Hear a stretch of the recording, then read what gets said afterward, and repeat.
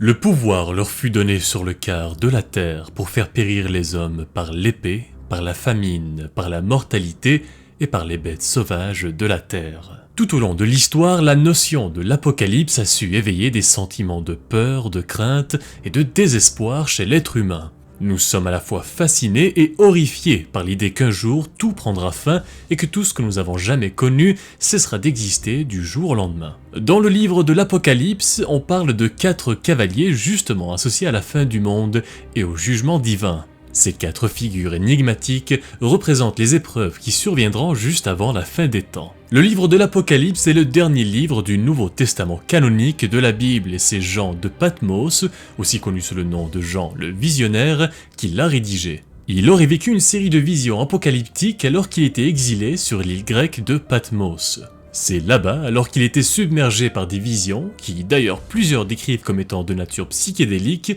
qu'il avait écrit le livre de l'Apocalypse. Dans ces visions, Jean prédit des bouleversements cosmiques d'une envergure titanesque jamais vue auparavant, révélant une série d'événements futurs qui allaient inévitablement conduire à la fin des temps. C'est dans ces visions que les 4 cavaliers sont mentionnés pour la toute première fois. Ensemble, ils représentent les émissaires de la conquête, la guerre, la famine et la mort. Dans le 5e chapitre, il mentionne avoir aperçu Dieu assis sur son trône avec un énorme rouleau dans ses mains marqué de 7 sceaux. Il entend ensuite une voix assourdissante demander qui est digne d'ouvrir les sceaux. Et c'est finalement l'agneau de Dieu, symbolisant probablement Jésus-Christ, qui réussit à ouvrir les 4 premiers. C'est avec l'ouverture de ces 4 sceaux que les cavaliers font leur apparition.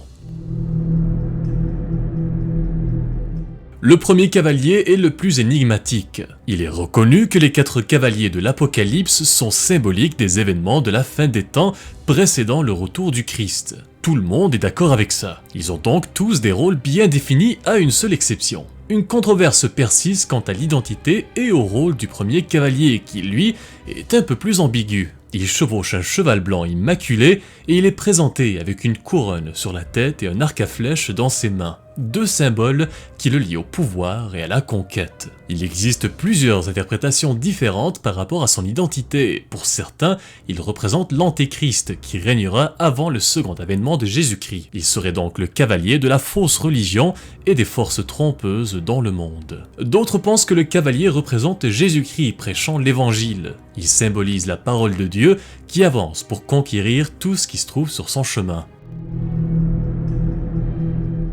Le 2e cavalier est représenté chevauchant un cheval rouge flamboyant et il tient dans une main une grande épée. Il est dit que ce cavalier avait le pouvoir de se débarrasser complètement de la paix sur Terre et de faire en sorte que les êtres humains s'entretuent. Et si on regarde l'état des conflits mondiaux en ce moment, on aurait presque l'impression qu'il est déjà ici et en plein travail. Vous l'avez compris, ce 2e cavalier représente la guerre, le sang versé et la violence sous toutes ses formes. Le cavalier rouge est responsable des nations qui se lèvent les unes contre les autres, de la destruction, des horreurs associées à la guerre et de la haine qui remplit le cœur des hommes. Dans l'évangile selon Matthieu, il y a un passage qui explique assez bien l'influence du 2e cavalier sur les conflits mondiaux. Il est mentionné qu'une nation s'élèvera contre une nation et un royaume contre un royaume, et il y aura en divers lieux des famines et des tremblements de terre. Ce passage décrit assez bien les atrocités et les conflits en ce moment, mais aussi du XXe siècle en général. Jamais auparavant on n'avait vu de guerre de cette envergure qui avait été menée à une échelle mondiale avec autant de vies perdues. Le 3e cavalier apparaît chevauchant un cheval noir comme la nuit et tenant des balances dans ses mains. Il symbolise la dévastation par la famine et les pauvres victimes incapables de se permettre les nécessités de base comme le blé ou l'orge, même si elles étaient disponibles. Les balances qu'il tient probablement indiquent la manière dont à l'époque la valeur du pain aurait été pesée pendant une famine. Le passage concernant le 3e cavalier fait justement référence au prix exorbitant du blé et de l'orge. Il est dit « Et j'entendis au milieu des 4 êtres vivants une voix qui disait « Une mesure de blé pour un denier et 3 mesures d'orge pour un denier, mais ne fais point de mal à l'huile et au vin. » Cette dernière partie pourrait être interprétée de manière paradoxale. Les aliments de base, comme le blé et l'orge, qui étaient nécessaires pour la fabrication du pain et qui étaient la base de l'alimentation à l'époque, disparaissaient. Tandis que le vin, lui, restait disponible, et le vin seul eh bien ce n'était pas assez pour faire vivre une famille. Une interprétation populaire affirme que le cavalier noir symbolise aussi l'oppression des riches sur la classe ouvrière. Les riches sont ceux qui ont dans leurs mains les balances et qui décident comment distribuer les rations aux classes inférieures, alors que les produits de luxe, donc le vin et l'huile, demeurent abondants mais inaccessibles pour les pauvres. Une division croissante entre les classes sociales pourrait donc être l'un des aspects du fléau de la famine, qui revient de manière cyclique tout au long de l'histoire de l'humanité, emportant avec lui à chaque fois de nombreuses vies humaines. Finalement, nous avons le dernier et le plus redoutable des 4 cavaliers de l'Apocalypse. Celui-là est représenté sur un cheval pâle ou verdâtre, une couleur qui l'associe à la maladie et à la décomposition. Vous l'avez compris, il représente la mort.